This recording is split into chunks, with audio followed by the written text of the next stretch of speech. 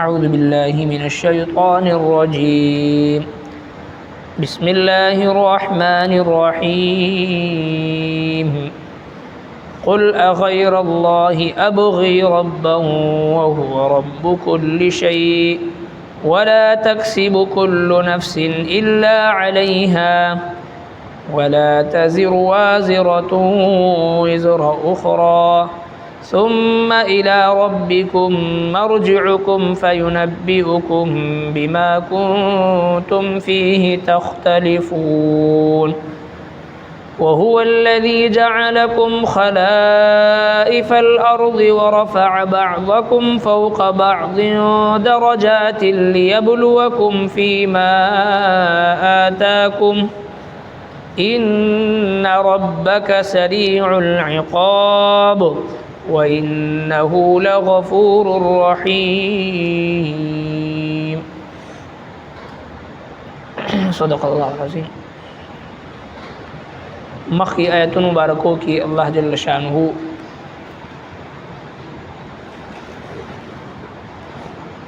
د دین اسلام چې کوم بنیادی اصول دی چې هغه هر یو عمل خالص د الله رضا لپاره کول او د ایمان او د مسلمان د مؤمن ټولونه اهم او بنیادی عمل چې هغه ته اخلاص ویل شي دا غي ذکر فرمایل چې زما محبوب پیغمبر صلی الله علیه وسلم دی ته وایي چې بشکه منظما قربانی مالی عبادت زما او دغه سي جون زما او مرګ زما خالص د الله رضا د پاره دی چې هغه رب چې دغه هیڅ شریک نشته دی او امددي سیز ما ته حکم کړی شوی دی نو دی مضمون کی د اخلاص د الله تبارک وتعالى د وحدانیت په حواله سره او د هر یو عمل په حواله سره چې هغه خالصتا د الله رضا د پاره وي او کبل فرض والمحال په یو عمل کې د الله جل شانه د رضا نه ما سوا د بل چا رضا کول پکې مقصود وي د غیر الله شراکت پکې مقصود وي نو بیا هغه عمل عند الله مردود نوي عند الله مردود وي مقبول نه د الله جل شانه په نسبت باندې عمل نه قبلي اوس چې کوم نه آیتونه مبارکه موږ تاسو تلاوت کو دا د دې سورته مبارکه آخري دو آیتونه دي پدې کې یو طرف ته د مشرکین او هغه یو باطل سوچ او فکر هغه چې د مسلمانانو مخ ته یې خو چې تاسو هم زمونږ د معبودانو سنه عبادت کوي موږ سره چې کوم زمونږ عقاید دي شرکی عقاید دي پاغي کې تاسو هم خبره اومنئ نو په خپل منځ کې با سمجھوته وکړو سبا موږ تاسو اومنو سبا تاسو زمونږ اومنئ نو لہذا زمونږ دا دین هم اختیار کړي زمونږ دا عقاید هم اختیار کړي الله تبارک وتعالى فرمایل چې دوی ته وایا آیا زه د الله نه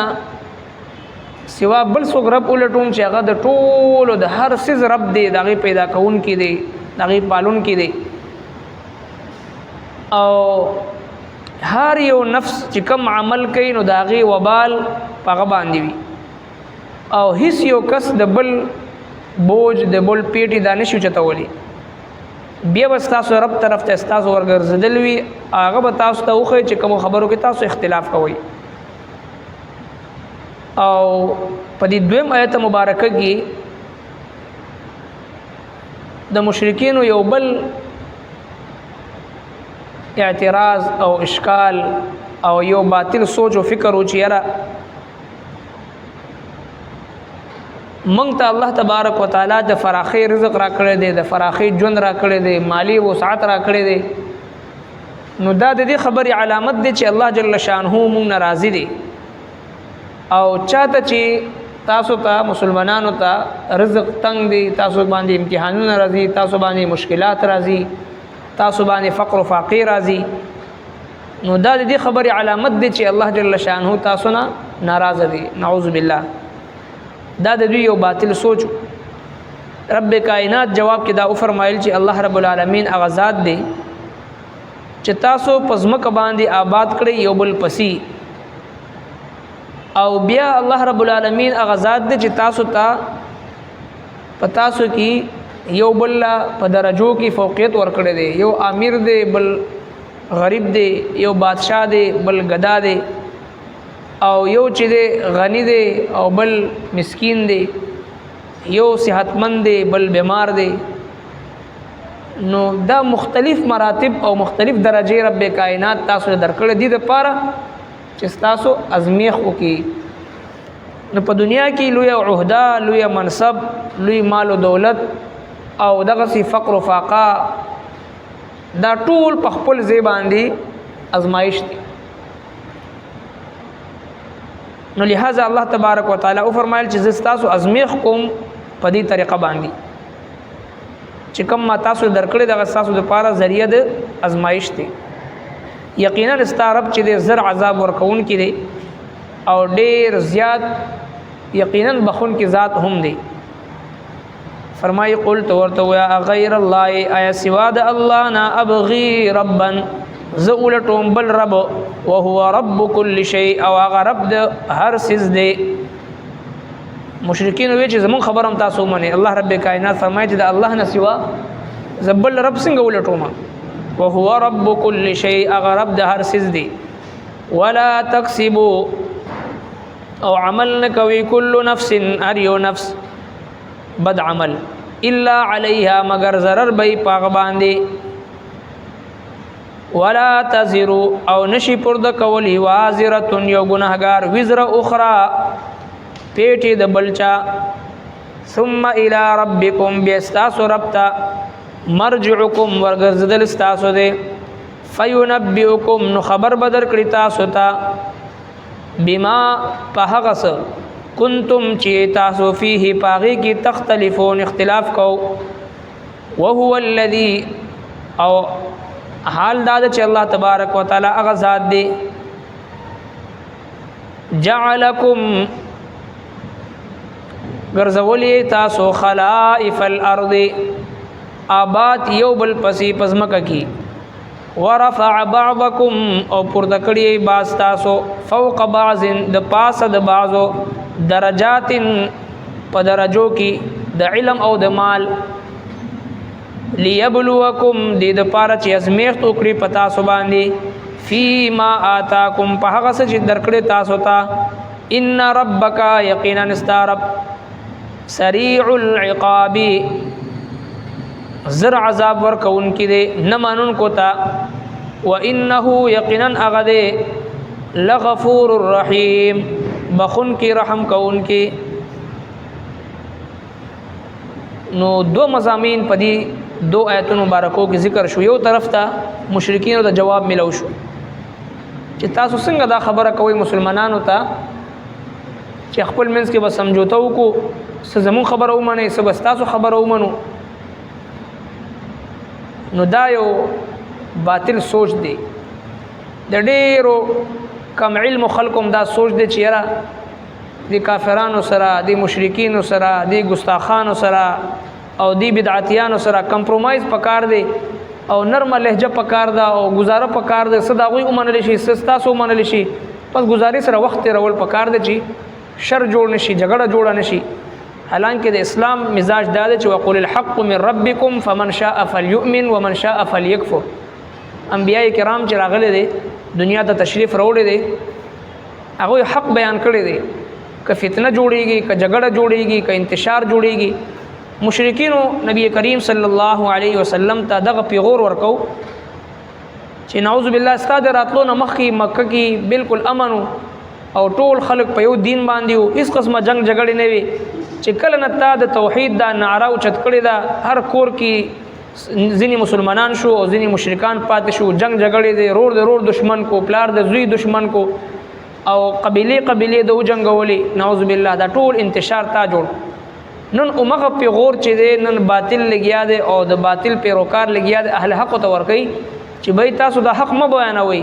ظالم ته ظالم مو وي، کافر ته کافر مو وي، ګستاخ ته ګستاخ مو وي، مشرک ته مشرک مو وي، فاسق ته فاسق مو وي. دې سره فرقه بندي کیږي او تفرقه بازی کیږي او انتشار جوړیږي. دین اسلام شریعت مطهره دې سیس ته نه ګوري، کټوله دنیا ورانیږي ورانه دشي، خود رب کائنات توحید د ختم نبوت مسله د دین اسلام حفاظت د قران کریم حقانیت او دغه سی باطل ته باطل ویل دا د اهل حق ذمہ داری ده، د هر مسلمان ذمہ داری ده چې هغه حق ویناو کی.